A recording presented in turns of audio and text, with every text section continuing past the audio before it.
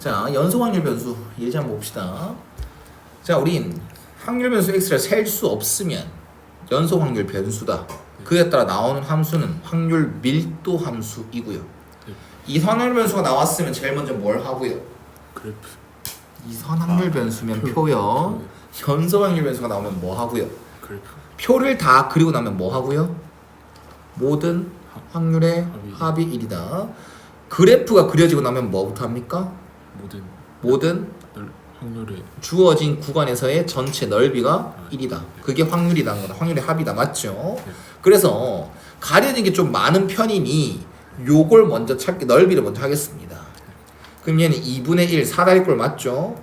윗변 A, 아랫변 B, 높이 B, 그게 1이다. 그러면 B에 양변에 2를 곱하면 이게 2다라고 정리가 되겠네요. 이해 가셨습니까? 자, 그 다음 여기 0부터 A까지 넓이도 힌트가 되겠네. 힌트 안 될 줄 알았는데 요 0부터 A까지 넓이 또한 삼각형, 다각형 찾기 쉬운 넓이지. 그래서 요 0부터 A까지 확률이란 것은 방금 한 대로 넓이를 구하는 겁니다.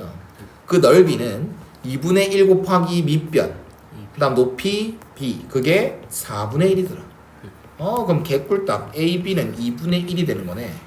그럼 개꿀딱 좀 센스껏 분배 딱 해뿌머. AB라는 모양이 또 나와 안 나와? 요 자리에 뭘 대입할 수 있구나. 그래서 B제곱은 2분의 3이구나. B는 아마 양수겠죠? 양수에 대한 이유를 한번 찾아볼까? 그래프는 X축 위에만 그려야 되기 때문에. 이해 가셨습니까? 그래서 B는 이거, A는 이렇게 암산이 안 되지 나? B에다가 6분의 1 아이가? 맞지? A는 6분의 루트 6이네요. 여기다 대입한 거지. 자, 그러면 이거 두 개를 뭐 해주? 6분의 4 루트 6이지.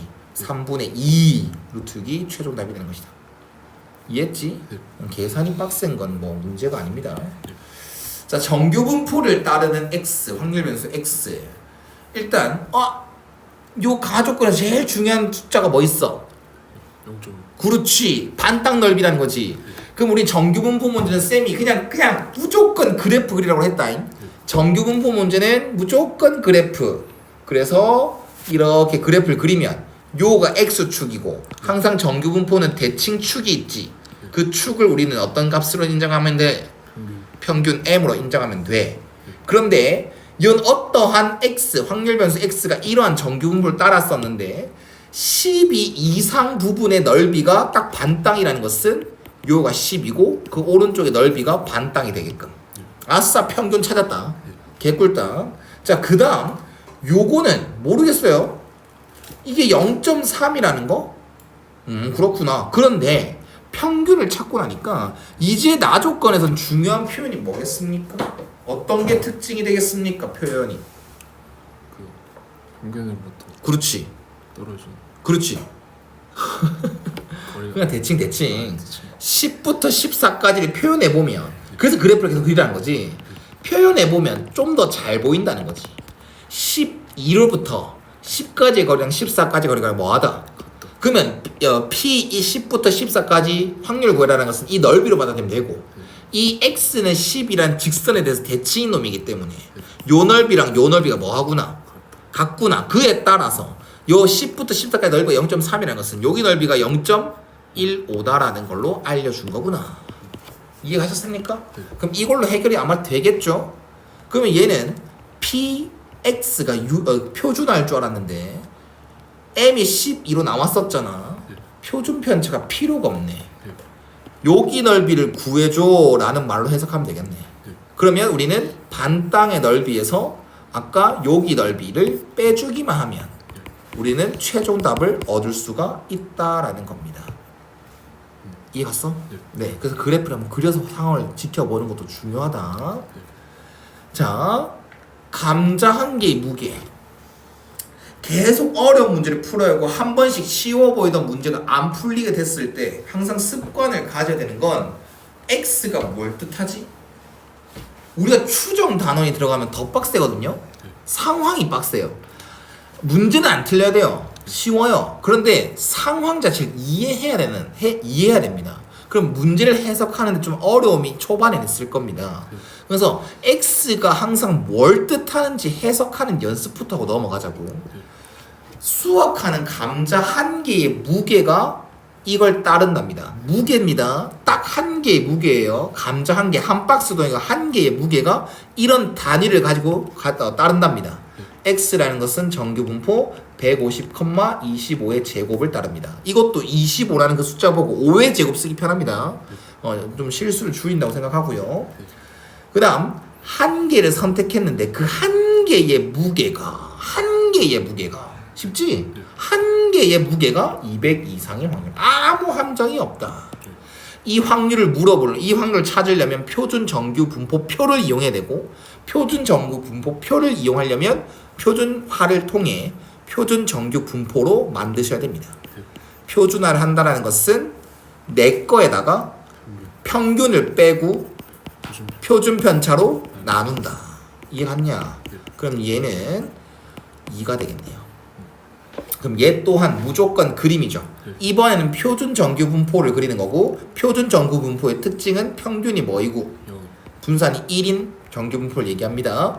그러면 이 오른쪽 요놈 넓이 구하라는 뜻이구나 해석한 다음에 여기 넓이가 0부터 2까지 넓이가 0.477이라는 걸 표에서 찾아옵니다. 그럼 요 부분의 넓이는 전체 얼마에서? 우리한테 반대는 0.5지 전체는 0.5죠. 0.5에서 이걸 뺀 0.0228 이게 답이 되는구나. 문제를 많이 풀면 이런 0.0228, 1587 이런 숫자가 눈에 딱 들어오게 될 거야. 알았냐? 자, 이항분포랑 정규분포 관계 간단하게 개념 좀 합시다.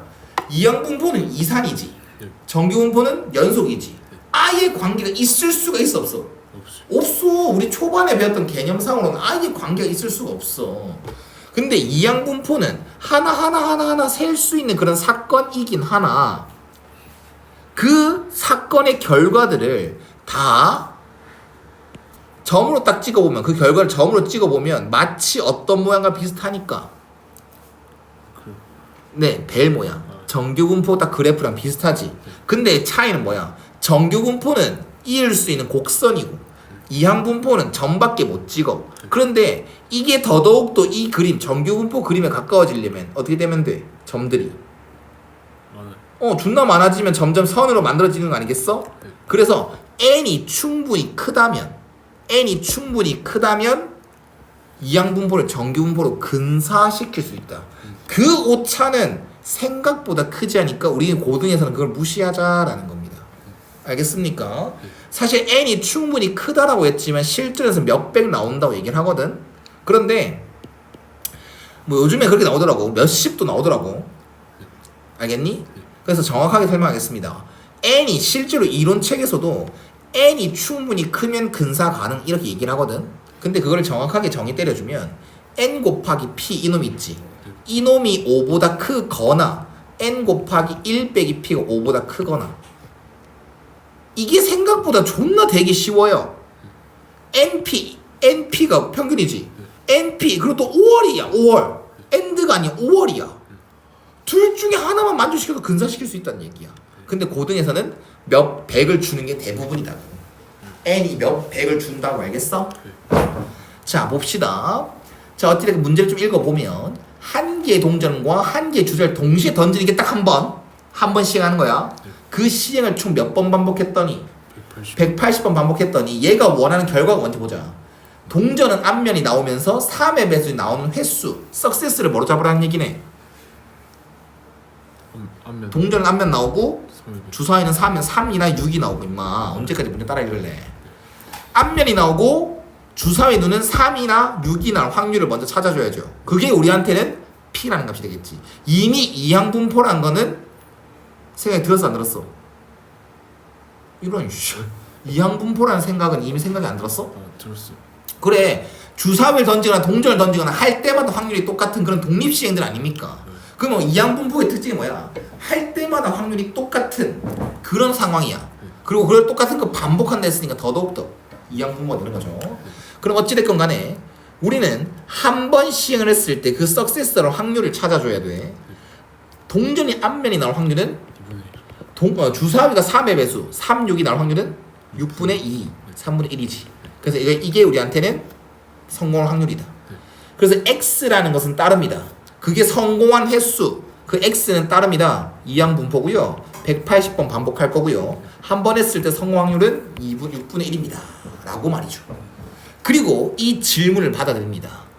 이 질문은 x가 뭐인 것만 30. 플러스 x가 뭐인 것만 30. 이러겠지. 아, 몇 개 없어 보이지? 31대 31대 35일 때까지 가면 6개밖에 없거든? 근데 니 이거 하나 하기도 힘들걸요? 해볼까? 우리 하나의 확률을 딱 찾아오려면 어떤 함수가 필요하다? 확률, 질량 함수. 알았어? 확률, 질량 함수가 필요하다. 이항분포는 맨날 n 곱하기 p, n 곱하기 p 곱하기 1 빼기 p 이건 공식만 쓰니까 확률, 질량 함수 딱 질문했을 때 당황할 수도 있다고. 계속 연습하라고. 얘는 확률, 질량 함수 px는 x가 뭡니까? 80. C. 그렇지. 그렇지. 성공이 x번, 실패가 80. X. 서술형 대비 x가 될 수 있는 거 이거 설명 없으면 무조건 감점. 알았습니까? 자 그렇다면 이거 하나 180c 30 할 수 있습니까? 그래서 근사를 의심하는 겁니다. 그래서 오케이? 자 그러면 x는 분명 이항분포를 따르는 상황인데 이걸 구하기 너무 빡세요. 그래서 나는 정규분포로 근사시킬 준비를 합니다. 정규분포로 근사시키려면 평균과 분산이 필요하죠. 그래서 이 x 180 곱하기 6분의 1 찾아오시고요. vx np 곱하기 1 빼기 p 찾아옵니다. 그러면 아싸 x는 정규분포 30,5의 제곱 따릅니다 라고 할 수 있고 그때부터는 이제 뭐 예제 3번과 같은 쉬운 문제가 되는 거죠. 표준화합니다. 저 질문을 표준화하면 내 거 빼기 평균, 내 거 빼기 평균 표준화. 그 다음 내 거 빼기 평균 나누기 표준 편차. 그럼 결국 이걸 묻는다라는 것. 그럼 무조건 그림 그려서 0부터 1까지 너무 쉽네 그치? 0부터 1까지 외우나? 이거 외우면 바로 보내줄게. 문제 안 읽을래? 문제 많이 풀어 진짜. 틀렸으면 큰일 날 뻔했네. 그렇지?